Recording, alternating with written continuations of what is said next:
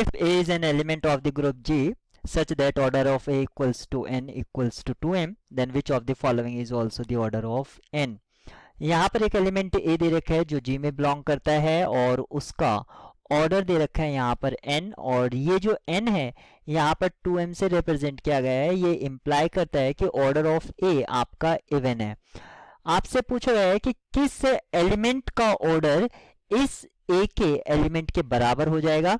तो हम यहाँ पर आप ऑप्शंस देखते हैं तो ए की पावर 2 है, ए की पावर m है, ए की पावर 4, ए की पावर 3, यानी कि सारे के सारे ए की पावर k टाइप के हैं।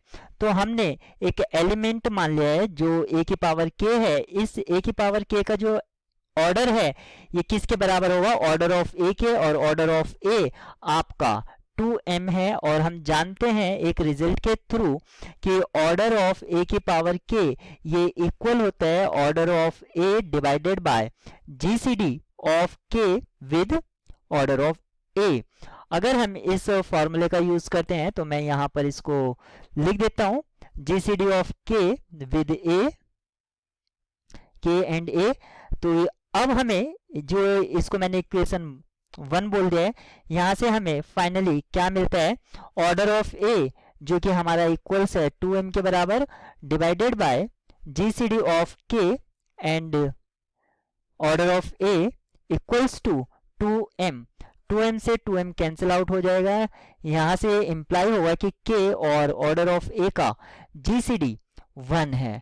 अब आप सजेस्टेड ऑप्शंस में ऑप्शंस की हेल्प से ये देखेंगे कि किसके साथ यहाँ पर जीसीडी 1 आ रहा है। अगर k की वैल्यू 2 पुट करते हैं, अगर आप k को 2 चूज करते हैं, यहाँ पर ऑर्डर ऑफ यानी कि 2,2m, यहाँ पर आपका जीसीडी 1 नहीं रहेगा, तो ऑप्शन ए डिस्कार्ड हो जाता है। अगर आप देखते हैं कि m यूज करते हैं, m विद 2m, तो यहाँ पर जीसीडी m हो जाएगा जो कि 1 के बराबर नहीं है।